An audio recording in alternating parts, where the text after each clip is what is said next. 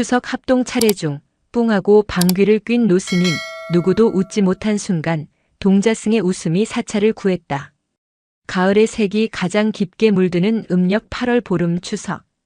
복명산 허리를 휘감은 안개는 새벽의 푸른 기운을 머금은 채였다. 산 아래 속세의 마을들은 아직 깊은 잠에 빠져 있었지만 산 중턱에 그림자 없이 앉아있다 하여 이름 붙은 무영사의 대웅전은 이미 100여 개의 촛불로 대낮처럼 환했다. 오늘은 1년에 단 한 번 무영사 창건 이래 모든 조상 영가들을 한자리에 모시는 합동 달해제가 열리는 날이었다.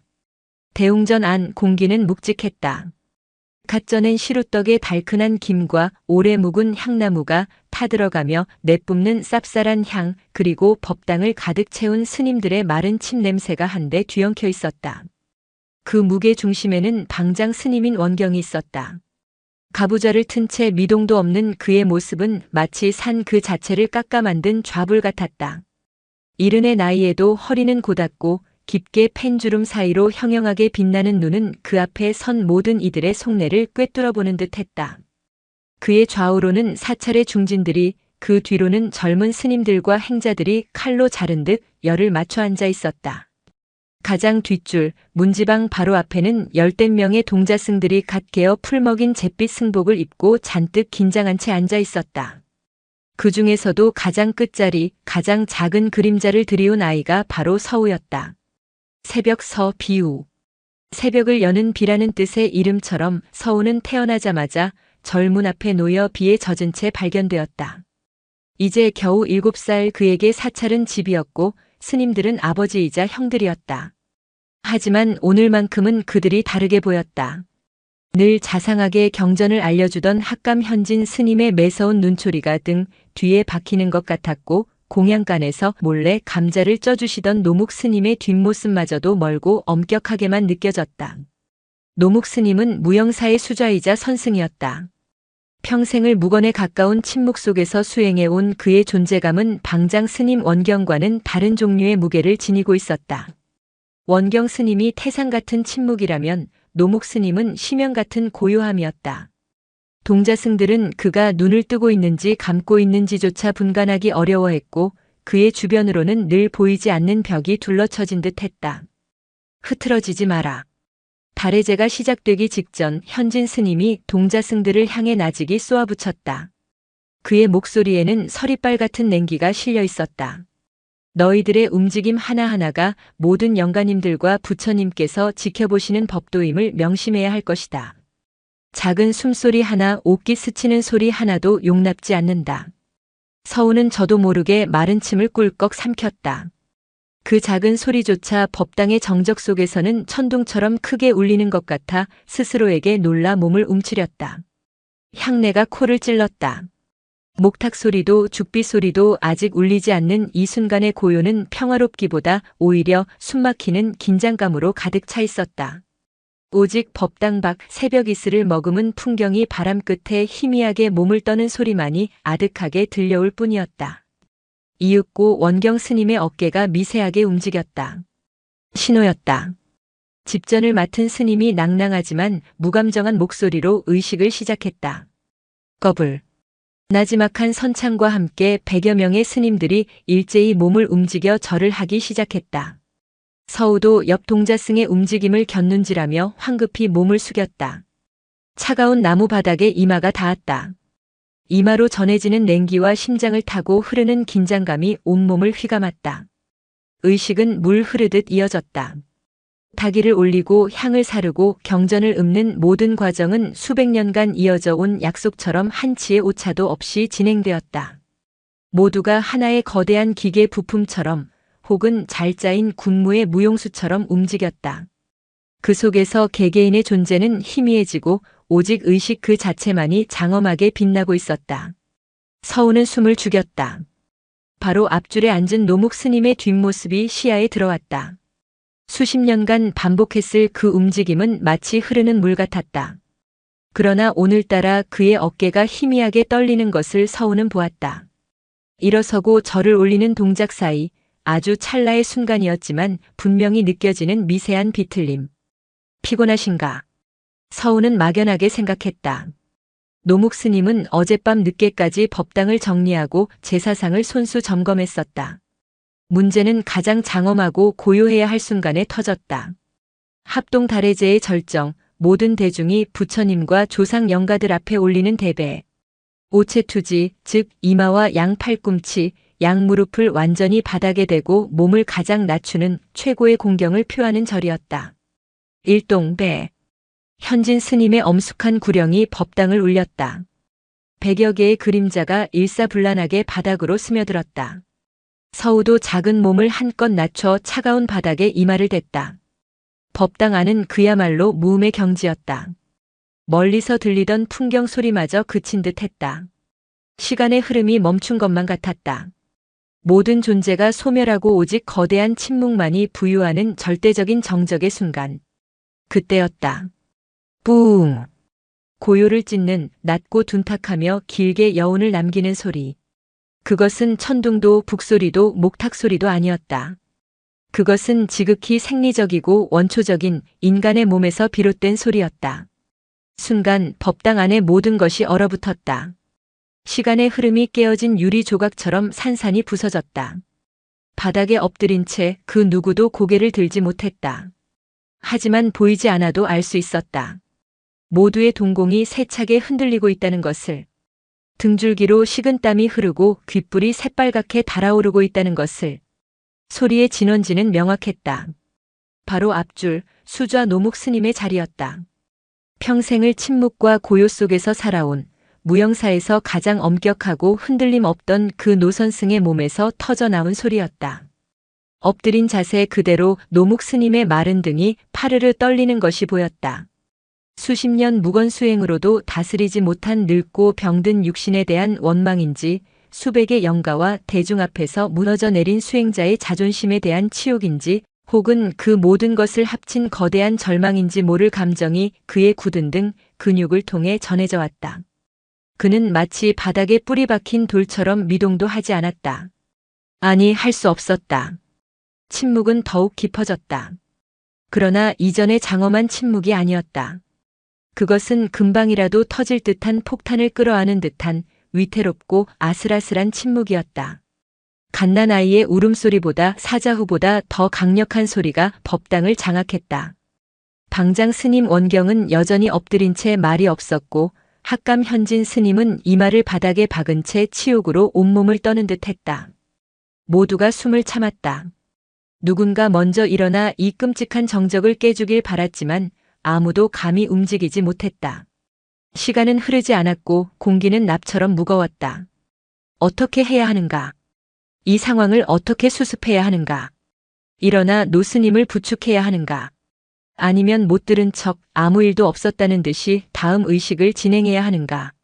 엎드린 스님들의 머릿속으로 수만 가지 생각이 오갔지만 그 어떤 것도 정답이 될 수는 없었다. 그저 서로의 눈치만 살피는 보이지 않는 탐색전만이 팽팽하게 이어졌다.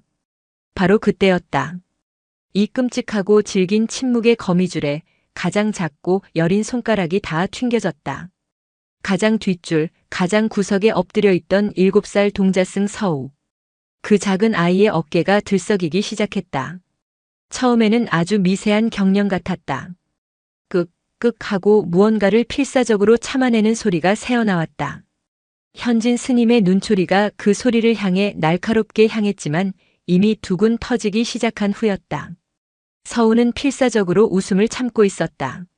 하지만 한번 터져나온 웃음은 좀처럼 잦아들지 않았다.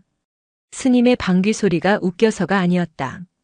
이 어색하고 딱딱하고 무서운 분위기 속에서 모두가 어쩔 줄 몰라 쩔쩔매는 이 상황 자체가 너무나도 기이하고 이상하게 느껴졌다.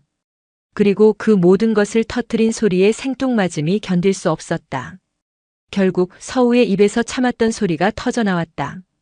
푸흐흐. 서우의 입에서 터져나온 푸흐흐 하는 소리는 거대한 댐의 몸체에 생긴 아주 작은 실금과도 같았다. 법당을 지배하던 강철 같은 침묵은 그 미세한 균열을 놓치지 않았다. 모든 압력이 그 작은 구멍으로 폭발적으로 쏠리기 시작했다. 가장 먼저 반응한 것은 학감 현진 스님이었다. 그는 엎드린 자세 그대로 고개만 살짝 비틀어 소리의 근원지를 향해 불꽃이 튀는 듯한 시선을 보냈다.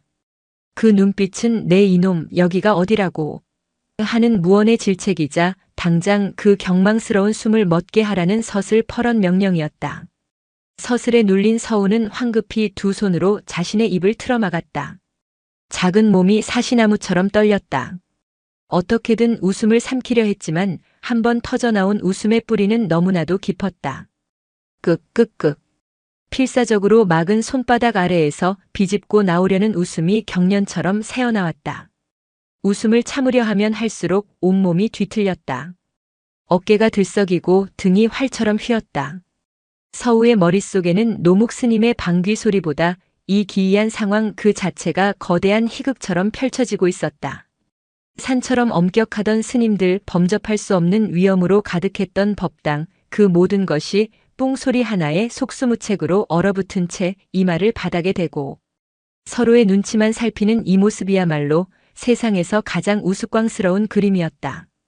부처님도 이 모습을 보시면 분명 웃으실 거라고 아이는 생각했다.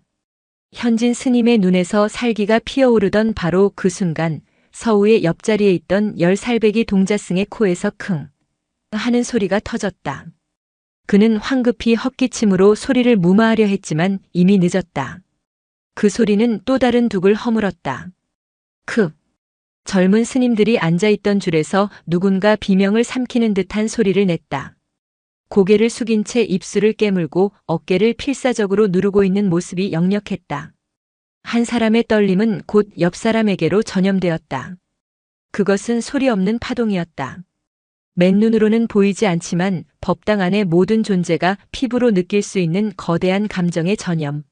마치 잔잔한 호수에 던져진 작은 돌멩이가 동심원을 그리며 퍼져나가듯 서우가 시작한 작은 웃음은 법당 전체로 삽시간에 번져나갔다. 처음에는 끄크 피식 하는 식으로 억눌린 소리들이 여기저기서 터져나왔다. 그러나 한번 복물이 터진 강은 걷잡을 수 없는 법이다. 누군가 참다 못해 푸하 하고 터뜨리자 그것이 신호탄이 되었다. 하하하. 아이고 허리야 하하. 결국 법당은 웃음의 바다가 되었다. 100여 명의 스님들이 일제히 고개를 들고 서로의 얼굴을 쳐다보며 웃음을 터뜨렸다. 수십 년 무건수행을 해온 노스님도 이제 갓 입산한 행자도 경전을 외우느라 머리가 지끈거리던 강원의 학생들도 예외는 없었다. 그들은 서로의 얼굴을 보며 웃었고 이 말도 안 되는 상황을 보며 웃었고 그동안 자신들을 짓눌러왔던 엄숙주의의 무게를 비웃었다. 어떤 이는 너무 웃어 눈물을 찔끔 흘렸고 어떤 이는 허리를 잡고 대굴대굴 굴을 지경이었다. 장엄했던 달의 재는 완전히 무너져 내렸다. 시루떡의 김도 향불의 연기도 촛불의 일렁임도 모두 웃음소리에 묻혀 형체를 잃었다. 수백 년 무형사의 역사에서 전무후무한 일이었다. 이 아수라장 속에서 웃지 않는 사람은 단 3명뿐이었다. 한 명은 이 모든 일의 원인이 된 노묵 스님이요. 다른 한 명은 이 사태를 막지 못한 죄책감과 분노에 휩싸인 학감 현진 스님이었다. 그리고 마지막 한 명은 이 모든 것을 침묵으로 지켜보고 있는 방장, 원경 스님이었다. 노묵 스님은 여전히 바닥에 엎드린 채였다. 그는 웃음의 파도가 자신을 덮치는 것을 느꼈다. 처음에는 자신을 향한 조롱이라 생각했다. 평생 쌓아온 수행의 공든 탑이 한순간의 생리현상으로 무너지고 이제는 모두의 비웃음거리가 되었다는 치욕에 온몸의 피가 거꾸로 솟는 듯했다. 그러나 웃음소리는 그를 겨냥하고 있지 않았다. 그 웃음에는 악의가 없었다. 그것은 그저 순수한 해방감, 억눌렸던 인간 본성의 유쾌한 폭발이었다. 서서히 그의 등에서 경련이 잦아들었다. 치욕을 넘어선 거대한 해일에 휩쓸린 조각배처럼 그는 그저 엎드려 있을 뿐이었다. 반면 현진 스님은 참담했다. 그는 벌떡 일어나 소리치고 싶었다. 이 무슨 무례한 짓인가. 모두 엄숙하라. 하지만 목구멍까지 차오른 그 외침은 터져나오지 않았다. 그의 권위는 이미 웃음소리 아래 진흙처럼 지식여졌다. 그는 주먹을 꽉 쥔 채 부들부들 떨었다. 이것은 단순한 해프닝이 아니었다. 이것은 수행기강의 붕괴였고 법도의 추락이었으며 그가 평생 지켜온 가치에 대한 정면 도전이었다. 그의 시선은 모든 것을 방관하고 있는 원경 스님에게로 향했다. 어째서 방장 스님께서는 이 난장판을 수습하지 않으시는가? 원경 스님은 여전히 미동도 하지 않았다. 그는 엎드린 자세 그대로 마치 폭풍의 눈처럼 모든 소란의 중심에서 완벽한 고요를 유지하고 있었다. 그는 웃지도 화내지도 일어나지도 않았다. 그저 엎드려 있었다. 그의 침묵은 웃음바다가 된 법당 안에서 가장 이해할 수 없고 가장 두려운 미스터리였다. 그가 무슨 생각을 하는지, 어떤 벌을 내릴 것인지 아무도 짐작할 수 없었다. 그저 법당을 가득 채운 웃음소리가 서서히 잦아들기만을 기다리고 있을 뿐이었다. 어떤 불꽃놀이도 결국은 끝이 있는 법이다. 폭풍처럼 법당을 휩쓸었던 웃음은 점차 잦아들었다. 격렬한 폭소는 이내 만족스러운 미소로 그리고 멋쩍은 헛기침으로 변해갔다. 언제 웃었냐는 듯 스님들은 슬그머니 옷매무새를 가다듬고 자세를 바로잡았다. 하지만 공기는 돌이킬 수 없이 변해 있었다. 이전에 강철 같던 긴장감은 사라지고 그 자리에는 함께 비밀을 공유한 사람들 특유의 나른하고 인간적인 유대감이 희미하게 떠다녔다. 이제 법당 안에는 새로운 종류의 침묵이 내려앉았다. 그것은 긴장된 침묵이 아니라 모든 소란이 끝난 뒤에 어색하고도 무거운 다음을 기다리는 침묵이었다. 모두의 시선은 한 곳으로 향했다. 태풍의 눈, 여전히 엎드린 자세 그대로 미동도 없는 방장 원경 스님에게로. 이제 곧 그의 입에서 천둥 같은 질책이 떨어질 것이었다. 어쩌면 오늘 이 자리에 있던 모두가 혹독한 참회와 벌을 받게 될지도 몰랐다. 서우는 입술을 잘근잘근 씹으며 방장 스님의 등을 바라보았다. 자신의 작은 웃음이 이렇게 큰 파장을 불러올 줄은 꿈에도 몰랐다. 무서웠다. 하지만 후회는 들지 않았다. 그 순간 웃지 않는 것은 불가능했기 때문이다. 그때 원경 스님이 움직였다. 마치 수백 년 잠에서 깨어나는 고목처럼 그는 아주 느리고 묵직하게 몸을 일으켰다. 그의 움직임 하나하나에 법당 안의 모든 신경이 곤두섰다. 그는 천천히 자리에서 일어나 흐트러짐 없는 자세로 섰다. 무표정한 그의 얼굴은 깊은 우물 같아서 그 속을 도저히 헤아릴 수 없었다. 현진 스님은 당장이라도 앞으로 나아가 머리를 조아리고 이 모든 사태의 책임을 지겠다고 외칠 준비를 했다. 제가 대중을 제대로 통솔하지 못했습니다. 죽을 죄를 지었습니다. 그러나 원경 스님의 시선은 그에게 향하지 않았다. 그는 엉망이 된 법당을 한번 둘러보지도 겁에 질린 동자승들을 쳐다보지도 않았다. 그의 발걸음은 오직 한 사람을 향해 있었다. 여전히 바닥에 엎드려 있는 노묵 스님. 원경 스님은 성큼성큼 걸어 노묵 스님의 옆으로 다가갔다. 모두가 숨을 죽였다. 방장 스님이 노 스님을 일으켜 세워 뺨이라도 후려치는 것은 아닐까? 아니면 승복을 벗기기라도 하는 것일까? 상상할 수 있는 모든 끔찍한 시나리오가 스님들의 머릿속을 스쳐 지나갔다. 원경 스님은 노묵 스님의 바로 옆에 멈춰섰다. 그리고 모두의 예상을 깨고 그는 조용히 한쪽 무릎을 꿇었다. 그리고는 엎드려 있는 노묵 스님의 귓가에 오직 그만이 들을 수 있을 정도의 작은 목소리로 속삭였다. 스님들은 그가 무슨 말을 하는지 들을 수 없었다. 다만 그의 입모양과 그가 내뿜는 기운으로 그 내용을 짐작할 뿐이었다. 그 목소리에는 분노도 질책도 실망도 담겨 있지 않았다. 그저 오랜 도반을 향한 담담하고 따스한 온기만이 느껴질 뿐이었다. 원경 스님의 나직한 말이 끝나자 돌처럼 굳어있던 노묵 스님의 어깨가 아주 희미하게 떨렸다. 그는 아주 천천히 마치 녹슨 기계처럼 삐걱거리며 고개를 들었다. 그의 얼굴은 온갖 감정이 뒤엉켜 있었다. 깊이를 알 수 없는 수치심, 자신을 향한 혐오, 그리고 원경 스님을 향한 미안함과 이해할 수 없다는 표정의 혼란. 눈가는 붉게 충혈되어 있었다. 원경 스님은 그런 노묵 스님을 향해 손을 내밀었다. 노묵 스님은 잠시 그 손을 망설이며 바라보다가 이내 자신의 떨리는 손을 얹었다. 원경 스님은 조용히 힘을 주어 오랜 도반을 일으켜 세웠다. 두 노승이 마주 섰다. 한 명은 사찰의 가장 높은 어른, 다른 한 명은 평생의 수행이 무너졌다고 생각하는 늙은 수행자. 그들의 눈빛이 허공에서 조용히 부딪혔다. 아무 말도 오가지 않았지만 그 침묵 속에는 수십 년의 세월과 우정, 그리고 말로 다 할 수 없는 깊은 이해가 담겨 있었다. 그러고 나서야 원경 스님은 몸을 돌려 대중을 향해 섰다. 그의 얼굴은 여전히 무표정했다. 그는 잠시 법당을 둘러보더니 나직하지만 법당 전체를 울리는 목소리로 말했다. 마저 합시다. 그것이 전부였다. 더 이상의 설명도 훈계도 없었다. 중단된 달해제를 마저 끝내자는 지극히 사무적인 한마디. 현진 스님은 망치로 머리를 한 대 맞은 듯 멍한 표정이었다. 이것이 끝인가? 이 엄청난 소동이, 이 법도를 무너뜨린 대사건이 고작 마저 합시다 한마디로 정리되는 것인가? 그의 혼란스러운 마음을 아는지 모르는지 스님들은 누가 먼저랄 것도 없이 황급히 자신의 자리로 돌아가 자세를 바로잡았다. 달해제는 다시 시작되었다. 하지만 그 분위기는 이전과 완전히 달랐다. 칼로 자른 듯한 완벽함과 숨막히는 긴장감은 사라졌다. 대신 그 자리에는 어색하지만 따뜻하고 서툴지만 진심이 담긴 무언가가 채워졌다. 스님들의 연불 소리는 조금씩 맞지 않았고 절을 하는 동작도 미세하게 엇갈렸다. 그러나 그 누구도 그것을 탓하지 않았다. 완벽한 의식보다 더 중요한 것이 있다는 것을 그들은 방금 전의 웃음바다와 방장 스님의 침묵을 통해 어렴풋이 깨달았기 때문이다. 의식이 모두 끝났다. 스님들이 하나둘 법당을 빠져나가고 새벽의 푸른 빛이 창호지를 통해 스며들었다.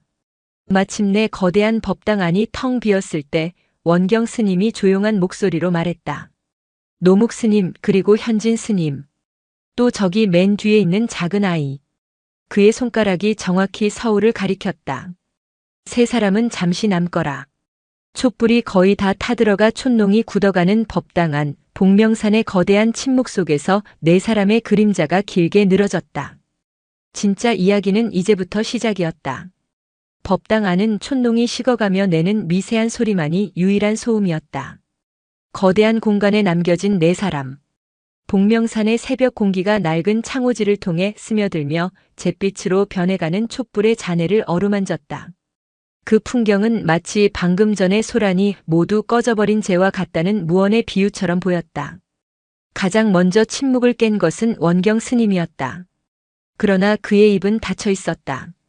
그는 그저 조용히 걸음을 옮겨 법당의 가장 중심 부처상이 놓인 불단 앞으로 가섰다. 그리고는 아무 말 없이 불상의 얼굴을 올려다보았다. 인자하지도 근엄하지도 않은 그저 모든 것을 지켜보고 있는 듯한 무표정한 나무 얼굴. 그 앞에서 원경 스님은 한참을 서 있었다. 그의 등은 나머지 세 사람에게 하나의 거대한 화두처럼 느껴졌다. 가장 먼저 무너져 내린 것은 현진이었다. 그는 더 이상 이 무거운 침묵을 견딜 수 없었다. 그는 앞으로 나아가 원경 스님의 등 뒤에 무릎을 꿇고 머리를 조아렸다. 방장 스님, 소승의 죄가 큽니다. 대중을 제대로 이끌지 못하고 달해제를 이토록 소란스럽게 만들었습니다. 모든 책임은 저에게 있사오니 부디 큰 벌을 내려주시옵소서. 그의 목소리는 떨리고 있었지만 한편으로는 안도감이 섞여 있었다. 차라리 매를 맞는 것이 삭발을 당하고 산을 내려가는 벌을 받는 것이 이 알 수 없는 침묵의 고문보다는 나을 터였다. 그는 질끈 눈을 감고 방장 스님의 처분을 기다렸다. 그러나 원경 스님은 뒤돌아보지 않았다. 그는 여전히 불상을 바라본 채 마치 혼잣말을 하듯 나직이 입을 열었다. 현진 스님. 예, 방장 스님. 스님에게 법도란 무엇인가? 예상치 못한 질문이었다. 현진은 잠시 말문이 막혔다. 법도란 무엇인가? 그것은 당연히 지켜야 할 것, 사찰의 근간을 이루는 규율이자 수행의 첫걸음이 아닌가? 법도는 부처님의 가르침을 따르는 길이오며 수행자가 마땅히 지켜야 할 계율이자 위이라 생각합니다. 그렇지. 틀린 말이 아니야. 원경 스님은 천천히 몸을 돌렸다. 그의 얼굴에는 어떤 감정도 실려 있지 않았다. 그는 현진을 내려다보며 다시 물었다. 그런데 말일세. 그 길이, 그 계율이 함께 길을 가는 도반의 신음소리보다 중요한가? 현진은 숨을 멈췄다. 신음소리라니. 그는 고개를 들고 원경 스님을 바라보았다. 원경 스님의 시선은 현진을 지나 그 뒤에 죄인처럼 서 있는 노묵 스님에게로 향해 있었다. 노묵 스님은 어젯밤 잠을 이루지 못했네. 며칠 전부터 속이 좋지 않아 공양도 제대로 들지 못했지. 아마 이 늙은 방장의 눈을 속이느라 그리고 내일 있을 달해제에 누가 될까 싶어 뜬 눈으로 밤을 새우며 속을 다스렸을 게야. 오늘 아침 스님은 아픈 몸을 이끌고 이 자리에 앉았네. 그것이 법도를 지키는 것이라 여겼기 때문이겠지. 현진 스님은 그 도반의 얼굴에서 무엇을 보았는가? 그저 흐트러짐 없는 법도만을 보려 애쓴 것은 아니고 원경 스님의 목소리는 담담했지만 그 어떤 질책보다 날카로운 비수가 되어 현진의 가슴에 박혔다. 그는 할 말을 잃었다. 자신은 그저 동자승들의 옷깃이 흐트러졌는지 스님들의 절하는 각도가 올바른지만을 살피고 있었다. 노묵 스님의 창백한 얼굴이나 미세하게 떨리는 어깨 따위는 눈에 들어오지도 않았다. 아니, 애써 외면했는지도 모른다. 완벽한 의식에 흠결이 될까 두려워. 원경 스님은 다시 노묵 스님을 바라보았다. 노묵 스님. 노묵 스님은 고개를 들지 못했다. 그의 얼굴은 잿빛이었다. 수십 년 수행의 자존심이 아픈 몸뚱이 하나 간수하지 못했다는 자괴감 아래 산산조각 나 있었다. 원경 스님은 그에게 다가가지 않았다. 그저 멀찍이 서서 물었다. 스님은 어찌하여 말을 하지 않았는가? 몸이 이리 불편하다고 잠시 쉬어야겠다고 왜 말을 하지 않았는가? 스님의 침묵이, 그 굳건한 무건 수행이 정령 스님 자신을 옥죄는 쇠사슬이 되기를 바랐는가? 노묵 스님의 어깨가 크게 들썩였다. 그는 입술을 깨물었지만 끝내 터져나오는 울음을 참지는 못했다. 소리 없는 눈물이 그의 깊은 주름을 타고 뚝뚝 떨어져 법당 바닥을 적셨다. 평생을 지켜온 침묵이, 고요가 결국 자신을 고립시킨 감옥이었음을 그는 이제야 깨닫고 있었다. 법당 안에는 노묵 스님의 소리 없는 흐느낌만이 가득 찼다. 현진은 고개를 숙인 채 자신의 어리석음을 통감했고 서우는 그저 어쩔 줄 몰라 하며 두 노승을 번갈아 쳐다볼 뿐이었다. 한참의 시간이 흐른 뒤 원경 스님은 마지막으로 서우에게로 시선을 돌렸다. 아이는 잔뜩 겁에 질려 있었지만 그 눈빛만은 이상할 정도로 맑고 투명했다. 원경 스님은 처음으로 희미한 미소를 지었다. 그는 아이의 눈높이에 맞추기 위해 허리를 살짝 굽히고는 더없이 부드러운 목소리로 물었다. 얘야. 예, 큰 스님. 너는 무엇이 그리 재밌었느냐? 그것은 아이를 꾸짖는 질문이 아니었다. 진심으로 궁금하다는 한 인간으로서 다른 인간에게 건네는 순수한 질문이었다. 서우는 잠시 망설였다. 하지만 원경 스님의 따뜻한 눈빛에 용기를 얻어 더듬거리며 입을 열었다. 그냥 다들 너무 애쓰시는 것 같아서요. 애를 써? 네. 아무 일도 없는 척, 아무 소리도 못 들은 척 너무너무 애쓰시는 모습이 그냥 웃겼어요. 부처님 앞에서까지 그렇게 애를 써야 하나 싶어서요. 아이의 대답이 끝났을 때 법당 안의 모든 침묵의 무게가 거짓말처럼 가벼워졌다. 흐느끼던 노묵 스님도, 죄책감에 고개를 숙였던 현진 스님도, 그리고 이 모든 것을 지켜보던 원경 스님도 아이의 순수한 진실 앞에서 할 말을 잃었다. 그것은 그 어떤 경전의 구절보다도 날카롭고 명쾌한 본질을 꿰뚫는 한마디였다. 서우의 대답은 법당 안에 예상치 못한 파문을 일으켰다. 그것은 단순히 아이의 치기 어린 말로 넘길 수 있는 성질의 것이 아니었다. 그것은 마치 맑고 차가운 계곡물 한 잔이 기름때 낀 묵직한 가슴 속으로 흘러들어와 모든 것을 씻어내는 듯한 청량한 충격이었다. 원경 스님은 아이의 대답을 듣고 잠시 눈을 감았다. 그의 입가에 머물던 희미한 미소가 조금 더 깊어졌다. 그는 다시 눈을 뜨고 불단 앞에 놓인 작은 목탁을 집어들었다. 그리고는 불상 앞이 아닌 법당의 문턱, 동자승들이 앉아있던 가장 낮은 자리에 가서 가부좌를 틀고 앉았다. 마치 자신이 법문을 듣는 학생이라도 된 것처럼. 그 모습에 현진과 노묵 그리고 서우는 어쩔 줄 몰라 하며 그를 바라보았다. 모두 이리 와 앉거라. 원경 스님의 말에 세 사람은 조심스럽게 다가와 그의 앞에 앉았다. 방장 스님과 수좌 스님, 학감 스님과 7살 동자승이 마주 앉은 기이한 풍경이었다. 오늘은 내가 너희들에게 법문을 하는 것이 아니라 너희들의 이야기를 좀 들어야겠다. 원경 스님은 먼저 현진을 바라보았다. 현진 스님, 스님은 아까 법도가 부처님의 가르침을 따르는 길이라 했네. 맞는 말이지. 하지만 우리는 종종 길 그 자체에 너무 집착한 나머지 그 길이 어디로 향하는지를 잊어버리곤 하네. 수백 개의 계단을 완벽하게 오르는 것에만 집중하다 보면 정작 계단 끝에 무엇이 있는지 보지 못하는 것과 같지. 오늘 우리가 오르려 했던 그 완벽한 다래제라는 계단 끝에는 무엇이 있었을까? 아픈 도반의 신음마저 외면하게 만드는 그런 계단이라면 그 끝에 계신 부처님께서 과연 우리를 반겨주실까? 현진은 고개를 들지 못했다. 그의 귀는 시뻘게 달아올라 있었다. 자신이 평생을 바쳐 지켜온 신념이 뿌리부터 흔들리는 기분이었다. 원경 스님은 이번엔 시선을 돌려 노묵 스님을 바라보았다. 그의 눈빛은 한없이 부드러웠다. 노묵 스님, 스님과 나는 젊은 시절부터 함께 수행한 도반일세. 나는 스님의 그 지독한 성정을 잘 알지. 한치의 흐트러짐도 용납하지 않고 자신을 채찍질하며 평생을 살아왔다는 것을. 스님의 그 무건과 고요는 분명 높은 경지일세. 하지만 때로는 침묵보다 더 깊은 수행이 있다는 것을 스님은 잊은 듯하네. 그는 잠시 말을 멈추고 법당 밖, 이제 막동이 터오는 새벽의 산빛을 바라보았다. 새가 우는 것도 법문이요, 바람이 나뭇가지를 스치는 것도 법문일세. 하물며 함께 수행하는 도반의 아픈 신음소리, 그 고통을 나누어 달라는 간절한 외침이야말로 우리가 가장 먼저 귀 기울여야 할 법문이 아니겠는가. 스님은 어찌하여 그 가장 절실한 법문을 외면하고 자신만의 침묵 속에 갇히려 했는가. 그것은 수행이 아니라 아집일세 도반. 노묵 스님은 더 이상 울지 않았다. 그의 얼굴에는 깊은 깨달음의 빛이 서려 있었다.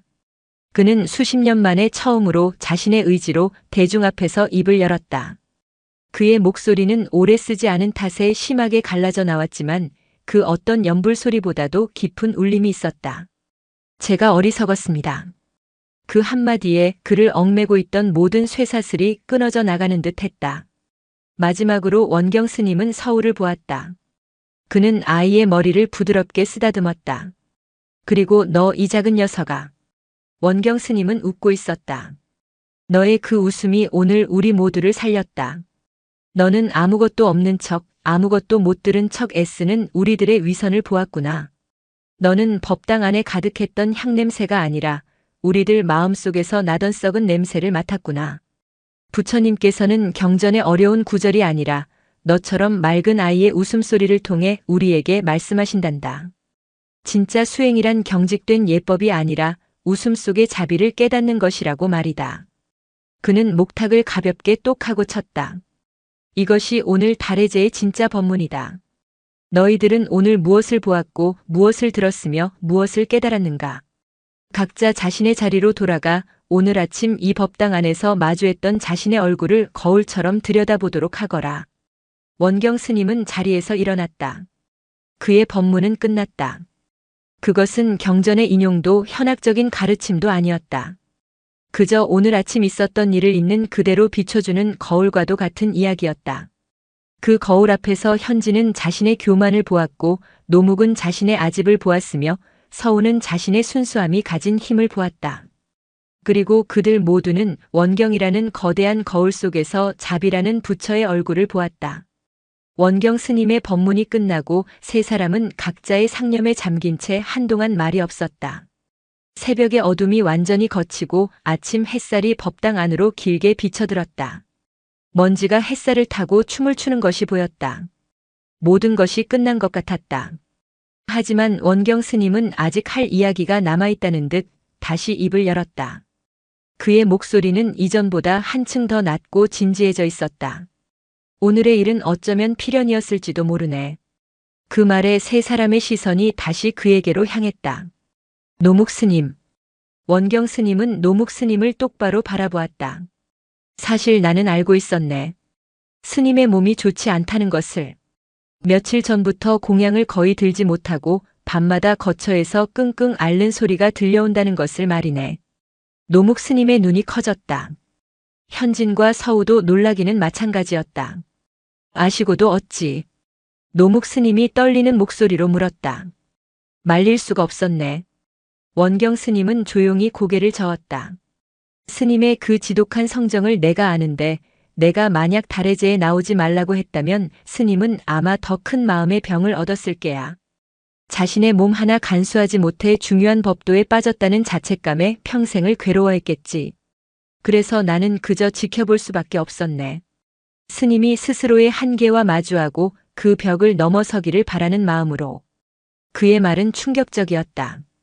방장 스님은 모든 것을 알고 있었지만 일부러 방관했다는 것이었다. 오늘 아침 나는 시험을 한 것일지도 모르네. 노묵 스님에게는 자신의 아집을 넘어설 수 있는지, 현진 스님에게는 법도의 이면에 있는 도반의 고통을 볼 수 있는지, 그리고 이절의 모든 대중들에게는 예기치 못한 균열 앞에서 어떻게 대처하는지를 말이네. 원경 스님은 쓴웃음을 지었다. 결과는 참담했지. 모두가 얼어붙어 어쩔 줄 몰라 했고 서로의 눈치만 살폈네. 완벽하게 쌓아 올린 탑이 무너질까 두려워 그 안에 깔린 사람을 구해낼 생각조차 못한 것이야. 만약 이 아이의 웃음이 없었다면 어찌 되었을까? 그의 시선이 서우에게로 향했다. 만약 모두가 끝까지 침묵을 지키고 아무 일도 없었다는 듯이 달해제를 마쳤다면 노묵 스님은 아마 이 자리에서 쓰러졌거나 혹은 평생 지울 수 없는 치욕을 안고 이 산을 떠났을지도 모르네. 그 웃음은 노묵 스님을 조롱한 것이 아니라 그를 구원한 것이야. 모두의 위선과 경직된 침묵으로부터 그리고 스님 자신을 옥죄던 수치심으로부터 말이네. 그제야 현진은 모든 것을 깨달았다. 서우의 웃음이 터졌을 때 자신이 느꼈던 분노가 얼마나 어리석고 얕은 것이었는지를. 그는 법도를 지키려 한 것이 아니라 그저 자신의 권위와 사찰의 체면을 지키려 했을 뿐이었다. 그 과정에서 고통받는 도반의 마음을 헤아리지 못했고 오히려 그를 더 깊은 나락으로 밀어넣을 뻔했다. 서우야. 원경 스님이 다시 아이를 불렀다. 너는 오늘 부처님이 하실 일을 대신 한 것이다. 보살의 행위란 어려운 것이 아니야. 경직된 세상에 웃음으로 균열을 내고 고통받는 이의 마음을 어루만져주는 것. 그것이 바로 살아있는 보살의 모습이란다. 원경 스님은 자리에서 일어나 법당의 문을 활짝 열었다. 눈부신 아침 햇살이 쏟아져 들어오며 네 사람의 그림자를 길게 늘어뜨렸다. 이제 각자의 자리로 돌아가게. 하지만 오늘 아침의 일을 잊지는 말거라. 그는 마지막으로 세 사람에게 각기 다른 과제를 내주었다. 현진 스님은 오늘부터 한 달간 모든 규율과 법도를 내려놓고 공양간에서 행자들과 함께 밥을 짓고 설거지를 하게. 그들의 땀과 웃음 속에서 진정한 법도가 무엇인지 다시 배우도록. 노묵 스님은 오늘부터 일주일간 모든 수행을 멈추고 방에서 푹 쉬게. 내가 직접 약을 다려보낼 것이니 스님은 그저 자신의 몸이 하는 이야기를 듣는 수행만 하면 되네. 그것이 지금 스님에게 가장 필요한 공부야. 그리고 우리 서우는. 원경 스님은 아이 앞에 쪼그리고 앉아 눈을 맞췄다. 너에게는 가장 어려운 과제를 주겠다. 앞으로도 절대로 그 웃음을 잃지 마라. 그것이 이 늙고 고루한 산중을 정화시키는 가장 강력한 죽비가 될 것이니. 그렇게 무영사의 추석 아침은 끝이 났다. 그러나 그것은 끝이 아니라 새로운 시작이었다. 한바탕의 웃음소리로 시작된 그날의 사건은 복명산 무영사에 오랫동안 잠들어 있던 무언가를 깨우고 있었다. 그것은 눈에 보이지도 손에 잡히지도 않았지만 분명히 살아 숨쉬며 앞으로의 긴 이야기를 예고하고 있었다. 학감 현진 스님에게 공양가는 세상에서 가장 먼 곳이었다. 경전의 향기로운 묵향과 고요한 사유 속에서 평생을 살아온 그에게 불을 떼고 나무를 다듬는 공양가는 그저 시끄럽고 땀 냄새 나고 하근기의 수행자들이나 머무는 곳으로 치부되어 왔다. 그런 그가 이제 한 달간 공양간의 일원이 되어야 했다. 그것은 단순한 보직 변경이 아니라 그의 세계가 전복되는 것과 같은 사건이었다. 첫날 현진은 속수무책이었다. 새벽 예불이 끝나자마자 그가 향한 공양간은 이미 전쟁터였다. 거대한 무쇠 가마솥에서는 밥물이 끓어넘치며 구수한 증기를 뿜어냈고 한쪽에서는 행자들이 거친 숨을 몰아쉬며 산더미 같은 물을 썰어내고 있었다. 부를 때는 아궁이에서는 시뻘건 불길이 춤을 췄고 그 열기는 법당의 서늘한 공기와는 차원이 다른 원초적인 생명의 열기 그 자체였다. 학감 스님, 이리 오셔서 감자 좀 깎으시지요. 공양주 소임을 맡은 얼굴이 검고 손마디가 울퉁불퉁한 도일 스님이 무심하게 말했다. 그는 현진의 높은 학식이나 이전 직책에 조금도 관심이 없다는 듯 흙이 잔뜩 묻은 감자 한 소쿠리를 그의 앞에 툭 내려놓았다. 현진은 붓과 벼루만 잡아봤던 희고 긴 손가락으로 생전 처음 감자 깎는 칼을 쥐었다. 결과는 처참했다. 칼은 자꾸 미끄러졌고 깎여나간 감자 껍질보다 살점이 더 많았다. 한참을 낑낑댄 끝에 그가 내놓은 감자는 울퉁불퉁하고 흉측한 모양이 되어 있었다. 옆에서 지켜보던 어린 행자가 보다 못해 스님, 제가 하고 나섰지만 현진은 괜찮다. 라며 버럭 소리를 질렀다.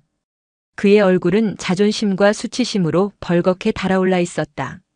그는 모든 것을 경전의 논리처럼 분석하고 체계적으로 접근하려 했다. 불의 세기는 어떠해야 하는가, 나무를 묻히는 순서는 무엇이 먼저인가, 간장의 양은 정확히 몇 수저인가. 그러나 공양간의 일은 그런 식의 접근을 비웃기라도 하듯 모든 것이 감각과 경험의 영역이었다. 도일 스님은 장작이 타는 소리만 듣고도 불의 세기를 조절했고 솥에서 피어오르는 김의 냄새만 맡고도 밥이 다 되었음을 알았다. 그는 저울이나 계량컵을 쓰지 않았다. 그저 손대중으로 소금을 털어넣고 된장을 푹 퍼넣었지만 그가 만들어낸 국과 나물은 언제나 기가 막힌 맛을 냈다. 현진은 혼란스러웠다. 그가 평생을 바쳐 쌓아온 지식과 논리는 이 원초적인 공간에서 아무런 힘을 발휘하지 못했다. 그는 그저 서툴고 어리석은 풋내기에 불과했다. 며칠 동안 그는 깊은 무력감에 시달렸다. 방장 스님께서는 어째서 나에게 이런 시련을 주시는가? 나의 수행에 무슨 도움이 된다는 말인가? 밤이면 밤마다 그는 차가운 방에 홀로 앉아 자신의 처지를 비관했다. 변화는 아주 사소한 것에서부터 시작되었다. 어느 날 오후 그는 다음 날 아침 공양에 쓸 콩나물을 다듬고 있었다. 수백 명의 대중이 먹을 콩나물의 양은 어마어마했다. 그는 아무 생각 없이 기계적으로 콩나물 대가리를 떼어냈다. 똑똑 하고 콩나물 대가리가 부러지는 소리만이 법당의 목탁 소리처럼 규칙적으로 울렸다. 처음에는 잡념으로 가득했던 그의 머릿속이 그 단순한 반복 작업 속에서 서서히 비워지기 시작했다. 그는 문득 자신이 지금 하고 있는 이 행위의 의미를 생각했다. 이 콩나물 하나하나는 내일 아침 누군가의 입으로 들어가 그의 몸을 이루는 피와 살이 될 것이다. 예불을 드리고 경전을 읽고 울력을 하는 모든 스님들의 에너지가 될 것이다. 그렇다면 지금 내가 하는 이 일은 단순히 콩나물 대가리를 떼어내는 행위가 아니라 사찰의 내일을 수행 대중의 정진을 준비하는 거룩한 의식이 아닌가. 그 순간 그의 눈에 들어오는 풍경이 달라졌다. 아궁이의 불길은 더 이상 뜨겁고 위협적인 것이 아니라 쌀을 익혀 모두를 먹여 살리는 자비의 불꽃으로 보였다. 행자들의 거친 숨소리는 고된 노동의 신음이 아니라 살아있는 생명의 활기찬 노래로 들렸다. 그리고 도일 스님의 검고 투박한 손은 그 어떤 학생의 손보다도 거룩하고 위대한 살림의 손길로 느껴졌다. 그날 저녁 현진은 처음으로 도일 스님에게 물었다. 스님, 국가는 어찌하면 그리 잘 맞추십니까? 비법이라도 있으신지요? 도일 스님은 솥을 닦던 걸레를 내려놓고 땀을 훔치며 씩 웃었다. 비법은 무슨? 그냥 맛보는 거지요. 맛을 봅니까? 그럼요. 내 입에 맞아야 남의 입에도 맞는 법 아니겠습니까? 그리고 또 하나 먹을 사람 얼굴을 떠올리는 겁니다. 도일 스님은 아궁이에 남은 불씨를 들여다보며 말했다. 몸이 허한 노스님을 생각하면 간을 싱겁게 하고 한창 기운 넘치는 행자들을 생각하면 좀 짜게 하고 감기 든 스님이 있으면 일부러 팥불이랑 생강을 더 넣고 뭐 그런 겁니다. 경전에 나오는 어려운 말은 잘 모르지만 내 생각의 수행이란 게 별건가요? 남의 배고픔을 나의 배고픔으로 여기고 남의 아픔을 나의 아픔으로 여기는 마음. 그 마음 하나로 밥 짓고 국 끓이는 거지요. 현진은 그 자리에 서서 한참을 움직일 수 없었다. 그는 수천 권의 경전 속에서 자비라는 단어를 수만 번도 더 읽고 썼다. 그러나 오늘 그는 땀과 그을음으로 범벅이 된 늙은 공양주의 입을 통해 그 단어의 진짜 의미를 처음으로 온몸으로 깨닫고 있었다.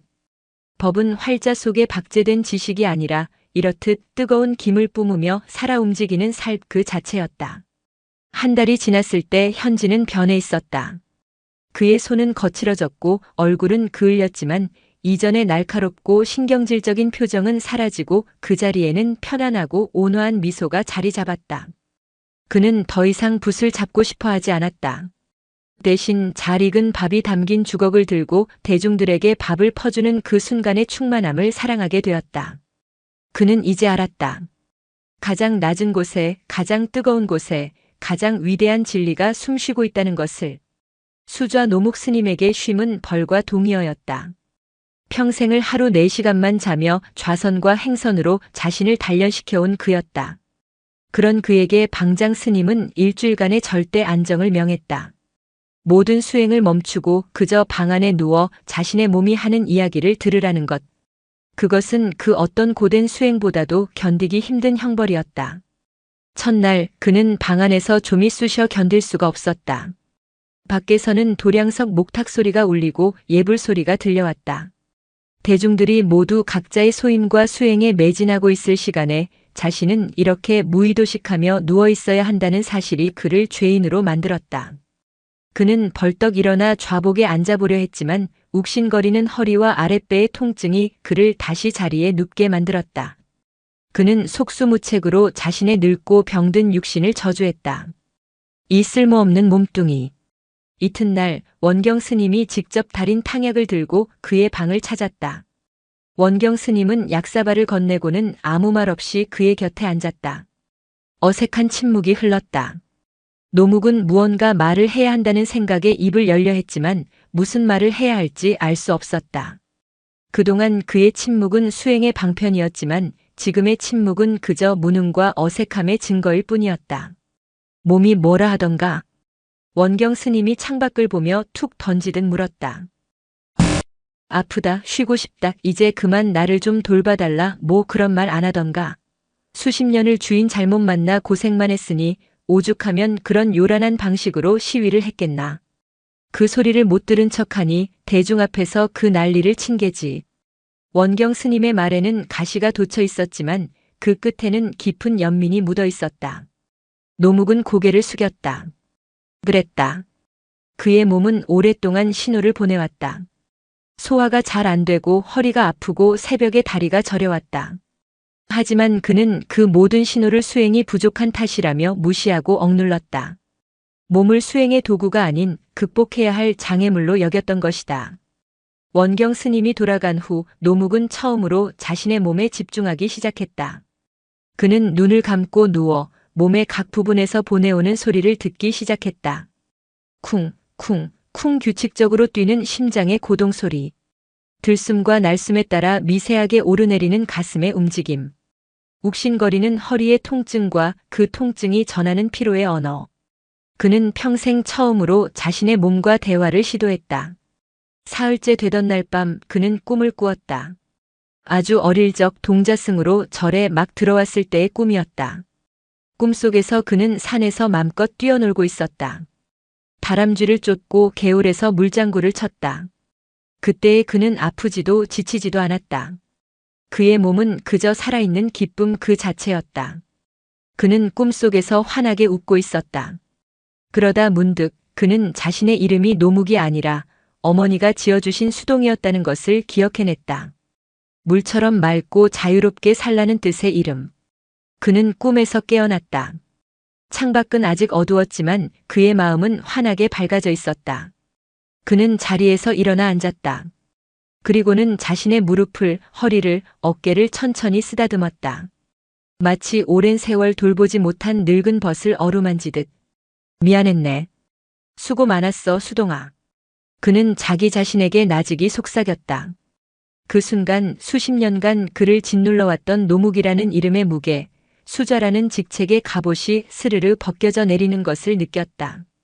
그는 더 이상 흔들림 없는 태산 같은 수행자가 아니었다. 그는 그저 늙고 병들고 때로는 실수도 하는 한 인간, 김수동일 뿐이었다. 그리고 그 사실이 그를 더없이 자유롭게 만들었다. 일주일이 지났다. 그의 몸이 완전히 회복된 것은 아니었다. 하지만 그의 얼굴은 이전과 비교할 수 없을 정도로 편안하고 온화해져 있었다. 그는 자신의 방에서 나와 마당을 서성였다. 그리고 마당 구석에서 풀을 뽑고 있는 서울을 발견했다. 이전에 그였다면 수행 시간에 농땡이를 피운다며 매섭게 꾸짖었을 것이다. 그러나 그는 그러지 않았다. 그는 아이에게 천천히 다가가 그 옆에 조용히 쭈그리고 앉았다. 그리고는 아이가 하는 양을 한참 동안 말없이 지켜보았다. 추석 달해제 사건 이후 무영사에는 미묘한 변화의 바람이 불었다. 가장 큰 변화는 아이들에게 가장 무서운 존재였던 학감 현진 스님이 공양간으로 가고 침묵의 상징이었던 수좌 노묵 스님이 방에서 두문불출한다는 소문이었다. 동자승들은 이제 법당에 들어갈 때도 복도를 지날 때도 이전처럼 숨막히는 긴장을 느끼지 않아도 되었다.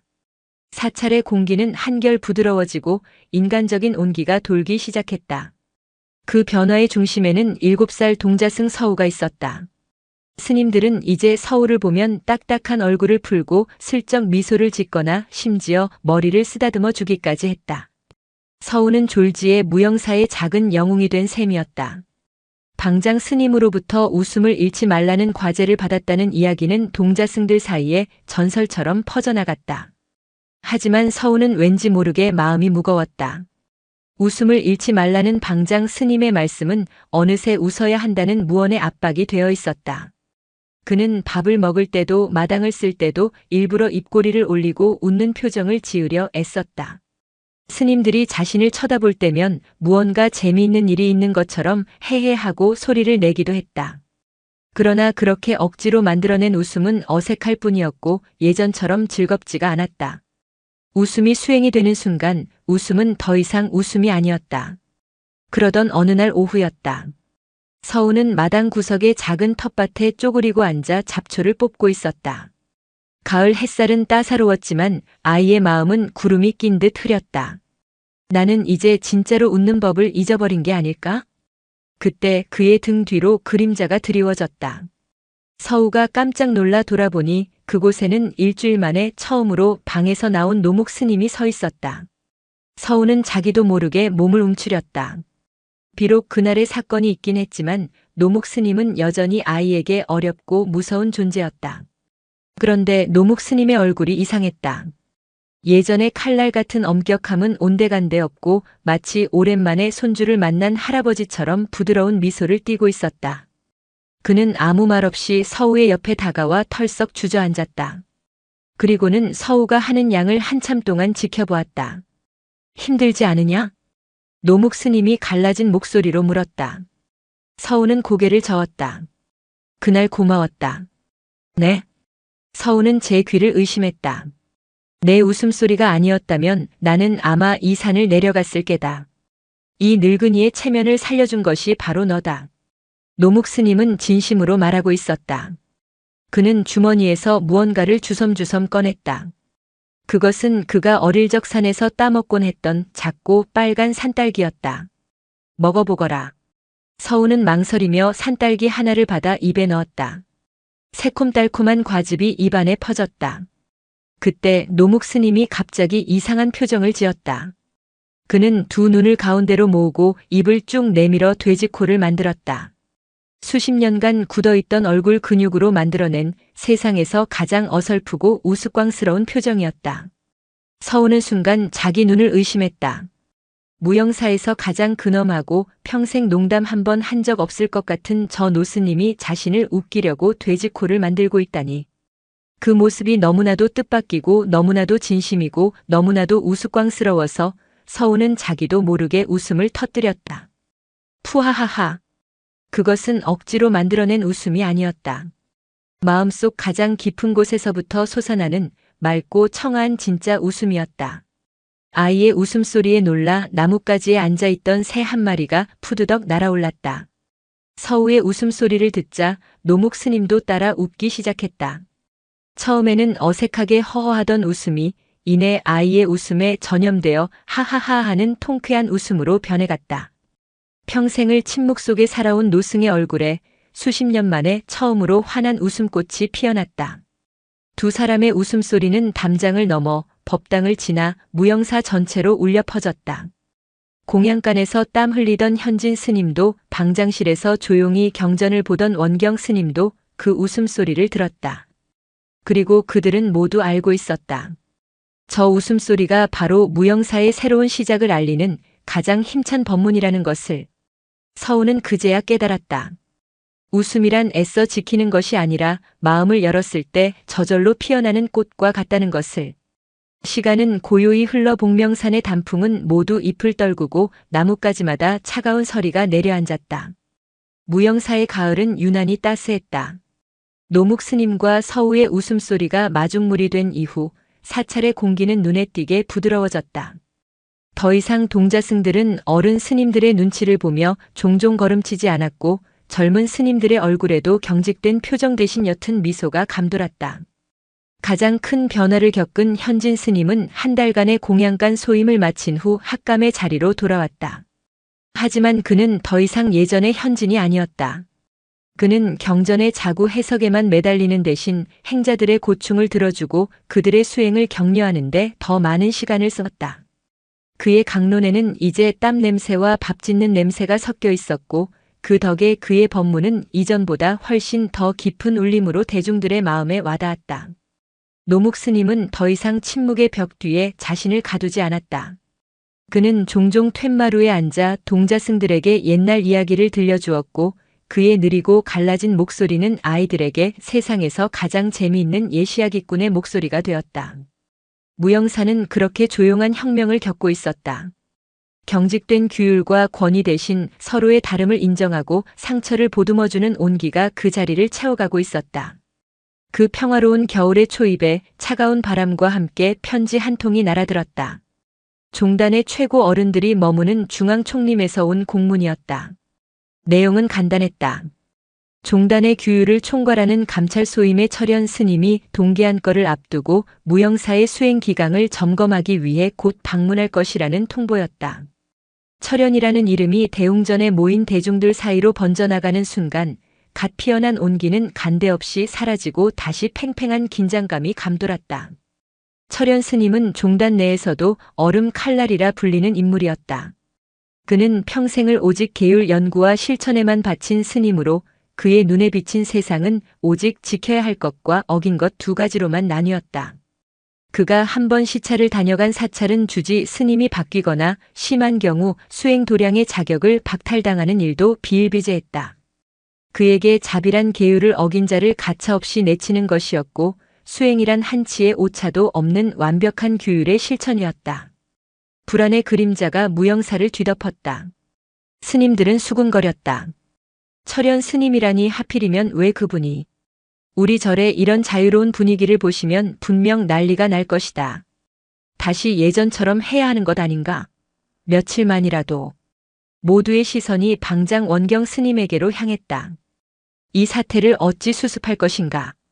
원경 스님은 그러나 동요하지 않았다. 그는 찻잔을 들어 조용히 한 모금 마신 뒤 나직이 말했다. 거짓을 꾸미지 마시오. 그의 목소리는 낭낭하게 법당을 울렸다. 손님이 온다고 하여 집안을 거짓으로 꾸미는 것은 도리가 아니오. 철현 스님에게 우리의 있는 그대로의 모습을 보여드립시다. 우리의 수행이 옳다고 믿는다면 숨길 것도 두려워할 것도 없을 것입니다. 만약 우리의 길이 틀렸다면 그의 칼날에 베이는 것이 마땅한 이치일 테지요. 원경 스님의 말에 대중들은 더 이상 아무 말도 하지 못했다. 하지만 불안감까지 떨쳐낼 수는 없었다.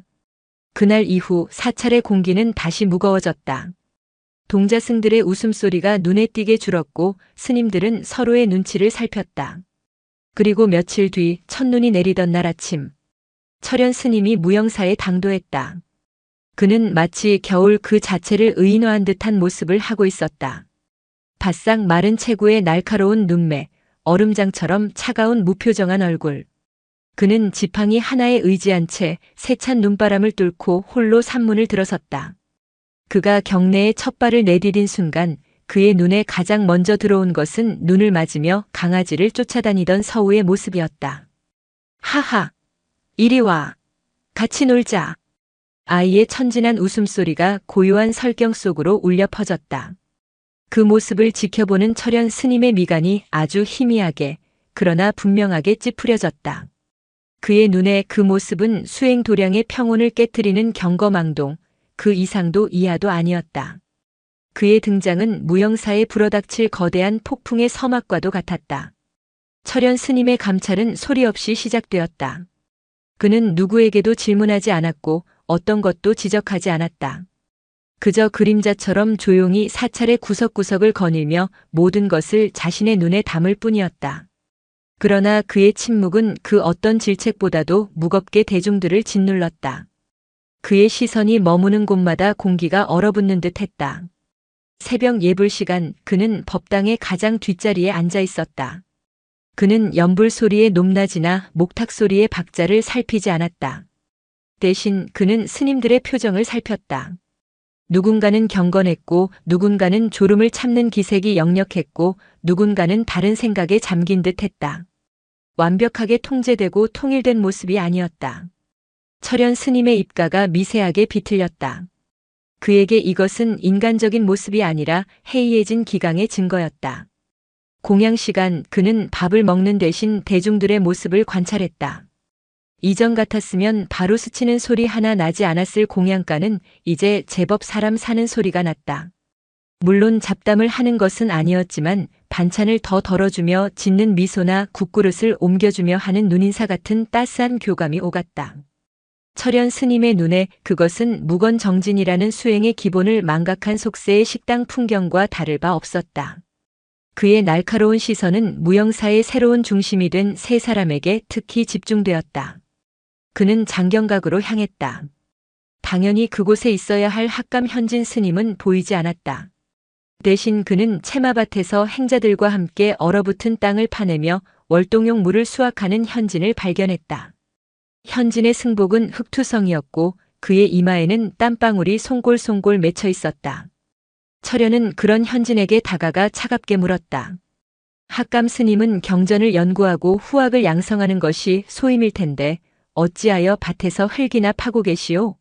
스님의 시간을 이리 허비하는 것이 부처님의 가르침이라 생각하시오? 현진은 땀을 닦고 허리를 폈다. 이전에 그였다면 당장이라도 변명하거나 죄책감에 시달렸을 것이다. 그러나 그는 온화하게 미소 지으며 대답했다. 스님, 저는 지금 가장 깊은 경전을 읽는 중입니다. 이 차가운 땅이 품고 있는 생명의 온기를, 함께 땀 흘리는 도반의 숨소리를, 그리고 이 무한 조각이 수많은 대중들의 입으로 들어가 그들의 수행을 돕게 될 거라는 인드라망의 연기법을 온몸으로 배우고 있습니다. 책 속에만 부처님이 계신 것은 아니더군요. 철현은 아무 대답도 하지 않았다. 하지만 그의 눈빛은 궤변이라 말하고 있었다. 그의 다음 목적지는 노묵 스님의 거처였다. 그는 좌선실에서 혹독하게 정진하고 있어야 할 노선승이 따스한 햇볕이 드는 툇마루에 앉아 꾸벅꾸벅 졸고 있는 것을 발견했다.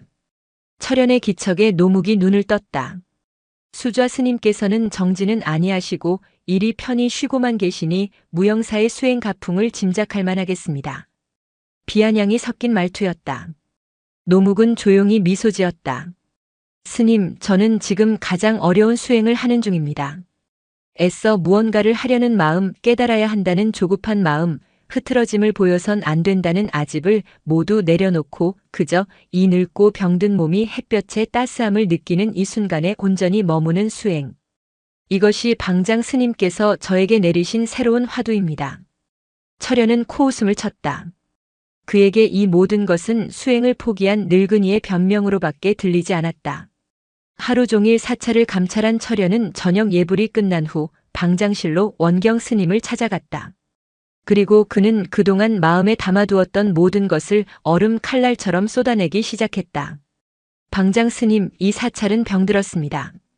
예불은 통일되지 않았고 공양가는 시장 바닥 같으며 학감은 밭에서 뒹굴고 수자는 낮잠이나 자고 있습니다. 아이들의 소란스러운 웃음소리가 연불 소리를 잡아먹고 있으니 이곳이 수행 도량인지 아니면 시골 마을 회관인지 분간이 되질 않습니다. 그의 목소리는 법도와 규율을 지키려는 자의 확신으로 가득 차 있었다. 그는 원경의 책상 위로 서류 한 장을 내밀었다. 이것은 제가 총림에 올릴 보고서의 초안입니다.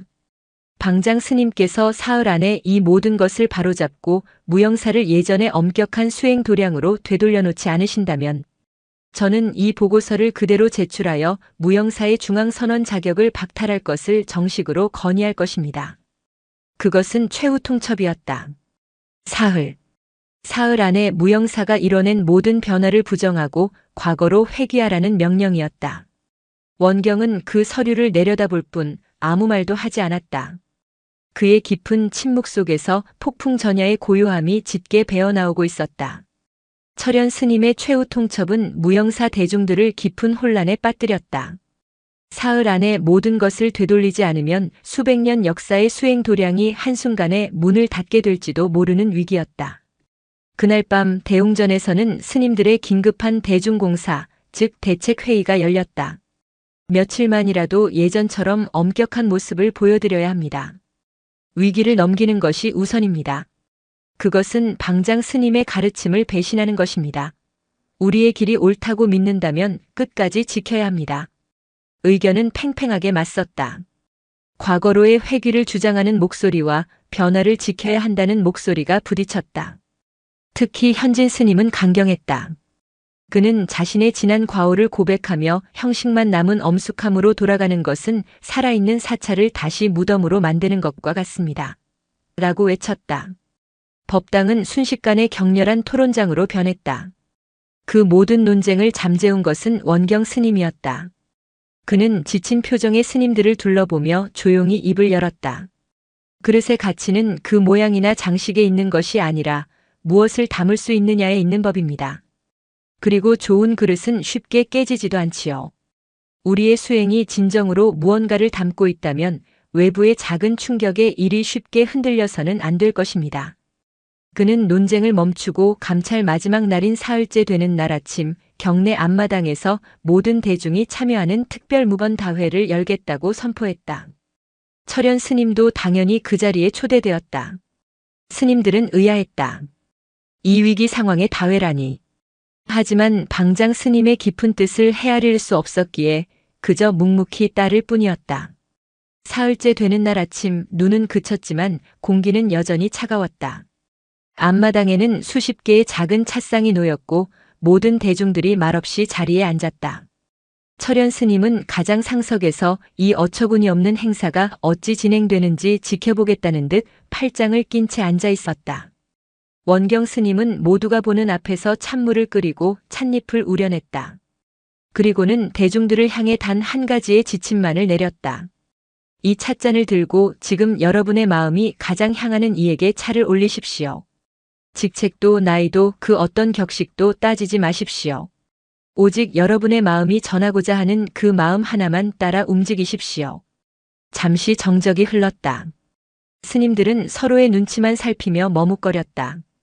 그때 가장 먼저 움직인 것은 현진 스님이었다.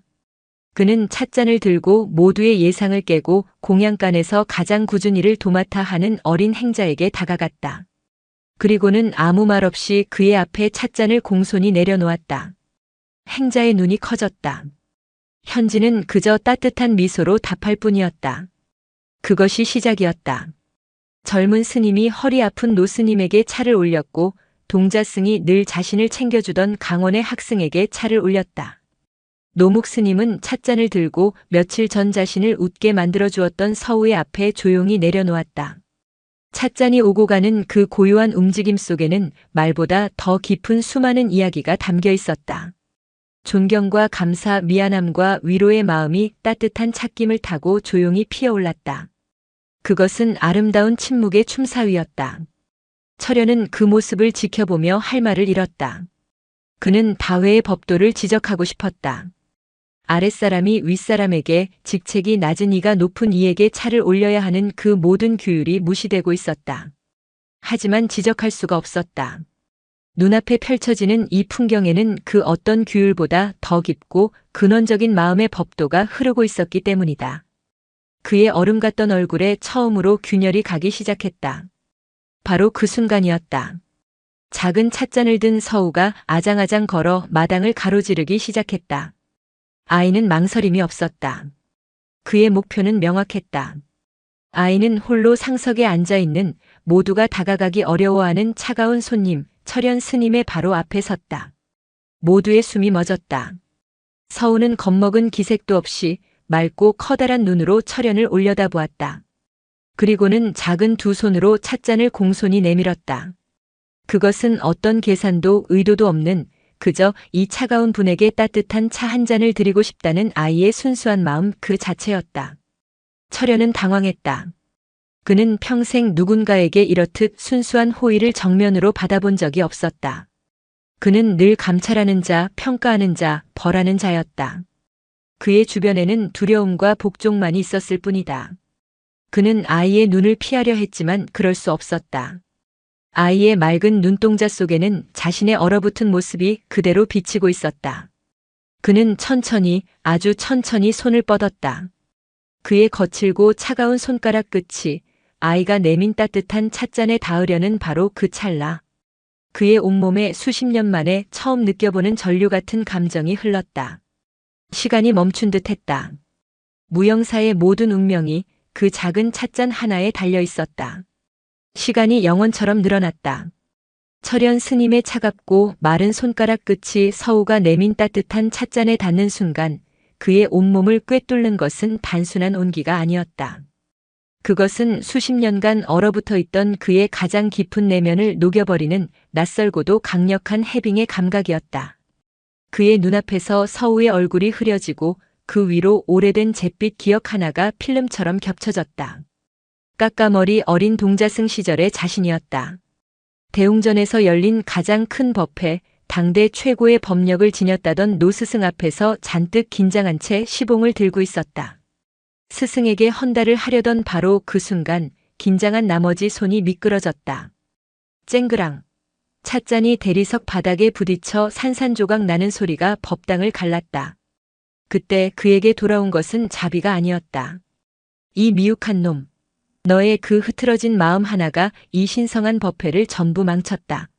단 한 번의 실수가 너의 평생 수행을 물거품으로 만드는 것임을 명심하거라. 불호령과 함께 날아온 것은 뜨거운 질책과 차가운 경멸의 시선이었다. 그는 모든 대중 앞에서 머리를 조아리고 용서를 빌어야 했고 그날 이후 실수는 그의 인생에서 가장 큰 트라우마가 되었다. 그는 결심했다. 다시는 실수하지 않으리라. 다시는 누구에게도 그런 허점을 보이지 않으리라. 그는 자신을 단련하고 채찍질했다. 스스로에게 완벽한 계율의 갑옷을 입히고 그 갑옷으로 다른 이들을 재단했다. 실수를 저지르는 모든 이들은 그에게 과거에 나약했던 자신을 떠올리게 하는 존재였기에 더욱더 가차없이 내쳤다. 그렇게 소년 수철은 죽고 얼음 칼날 철현만이 남았다. 그는 평생 자신이 법을 지키고 있다고 믿었다. 그러나 이제야 깨달았다. 그는 법을 지킨 것이 아니었다. 그저 찻잔을 깨뜨렸던 그날의 상처받은 아이를 더 이상 상처받지 않게 하기 위해 완벽함이라는 이름의 성벽을 쌓아 올렸을 뿐이었다. 그는 법을 수호한 게 아니라 자신의 상처를 수호하고 있었던 것이다. 서우의 맑은 눈동자 속에는 질책도 경멸도 없었다. 그 안에는 그저 따뜻한 차를 건네는 순수한 마음만이 담겨 있었다. 그것은 실수해도 괜찮다고 당신은 혼자가 아니다라고 말해주는 듯한 그가 평생을 기다려왔지만 단 한 번도 받아보지 못했던 따뜻한 위로였다. 철현의 손이 파르르 떨렸다. 그는 마침내 아이의 손에서 찻잔을 받아들었다. 찻잔의 온기가 그의 손바닥 전체로 팔을 타고 심장까지 번져나갔다. 그는 찻잔을 들어 천천히 입으로 가져갔다. 그 안에 담긴 것은 평범한 녹차였지만 그의 일생에서 가장 달고 가장 따뜻하고 가장 쓴맛이 나는 차였다. 수십 년 묵은 회한의 눈물 한 방울이 그의 뺨을 타고 흘러내려 찻잔 속으로 떨어졌다. 그는 차를 다 마신 뒤 빈 찻잔을 들고 자리에서 일어났다. 그리고는 모두가 지켜보는 앞에서 방장 원경 스님을 향해서가 아니라 자신에게 차를 건넨 7살 동자승 서울을 향해 깊이 허리를 숙였다. 그 어떤 말도 없었다. 하지만 그 침묵의 절 하나가 수천 마디의 법문보다 더 깊은 의미를 담고 있었다. 묵언다회는 그것으로 끝이 났다. 철현 스님은 그 길로 아무 말 없이 자신의 거처로 향했다. 그가 떠난 자리에 남은 무영사의 대중들은 희망과 불안이 섞인 눈으로 서로를 바라볼 뿐이었다. 철현 스님은 자신의 방으로 돌아와 책상 앞에 앉았다. 책상 위에는 사흘 전 그가 자신의 확신을 담아 써내려갔던 무영사에 대한 신랄한 비판과 자격 박탈 건의가 담긴 보고서 초안이 놓여 있었다. 그는 그것을 물끄러미 내려다보았다. 불과 몇 시간 전까지만 해도 진리라 믿었던 글자들이 이제는 낯설고 공허한 활자의 나열로만 보였다. 수행기강이 해이함, 권위와 질서가 무너짐, 사찰의 근본을 망각함. 그는 붓을 들었다. 그러나 단 한 글자도 쓸 수가 없었다. 손끝에 남아있는 찻잔의 온기가, 귓가에 맴도는 아이의 웃음소리가 그의 팔을 무겁게 짓눌렀다. 그는 자신이 이 보고서에 담으려 했던 것이 법도가 아니라 자신의 오래된 상처와 독선이었음을 너무나도 명확하게 깨달아 버렸다. 밤이 깊어질 무렵 방문 밖에서 조용한 기척이 들렸다. 원경 스님이 따뜻한 김이 피어오르는 죽 한 그릇을 들고 조용히 방으로 들어섰다. 출출하실 듯하여. 원경 스님은 보고서에 대해서는 한마디도 묻지 않았다. 그저 묵묵히 죽그릇을 내려놓고 철현의 맞은편에 앉았다. 한참의 침묵 끝에 철현이 먼저 입을 열었다. 그의 목소리는 이전의 날카로움을 모두 잃고 늙고 지친 노인의 목소리가 되어 있었다. 제가 졌습니다, 스님. 이기고 지는 것이 어디 있겠소. 원경은 그저 잔잔히 답할 뿐이었다. 다만 서로 다른 길을 가는 수행자가 잠시 만나 어깨를 기댄 것뿐이지. 철현은 고개를 숙인 채 자신의 과거를, 찻잔을 깨뜨렸던 그날의 소년을, 평생을 자신을 가두고 살아온 이야기를 두서없이 털어놓았다. 원경은 그저 조용히 들어주었다. 모든 고백이 끝났을 때 원경은 나직이 말했다. 스님, 세상에서 가장 단단한 쇠는 결코 휘어지지 않는 쇠가 아니라 하더이다. 뜨거운 불에 달구어졌을 때 기꺼이 자신을 녹여 새로운 모양으로 거듭날 수 있는 쇠가 진정으로 강한 쇠라고 말입니다. 어쩌면 우리 수행자에게 자비란 나 자신과 다른 이를 녹여 새로운 그릇으로 빚어내는 뜨거운 불꽃과 같은 것인지도 모르겠습니다. 원경 스님은 자신의 역할을 다 했다는 듯 조용히 자리에서 일어났다.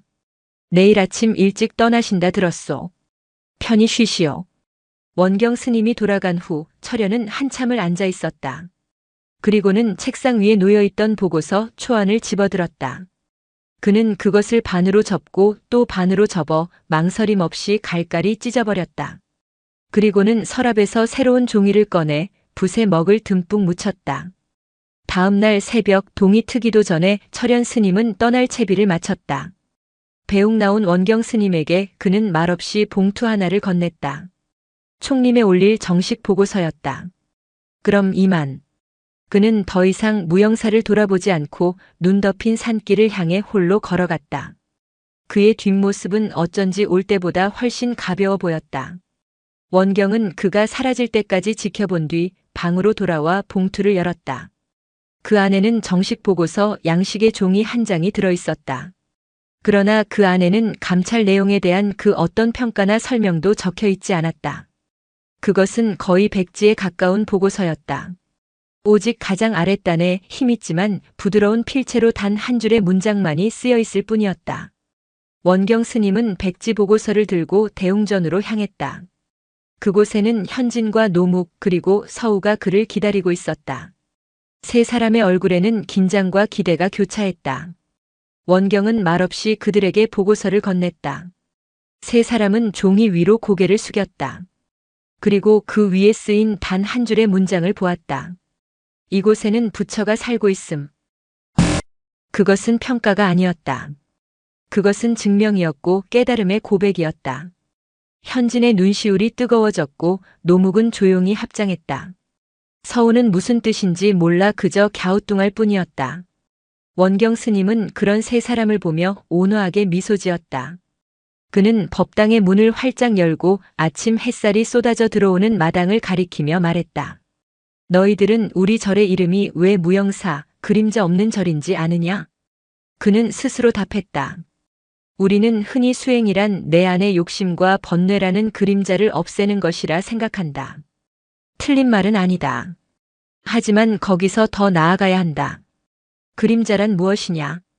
빛이 어느 한쪽에서만 비칠 때 그 반대편에 생기는 것이 바로 그림자다. 그는 법당 안으로 쏟아지는 햇살을 손으로 받으며 말을 이었다.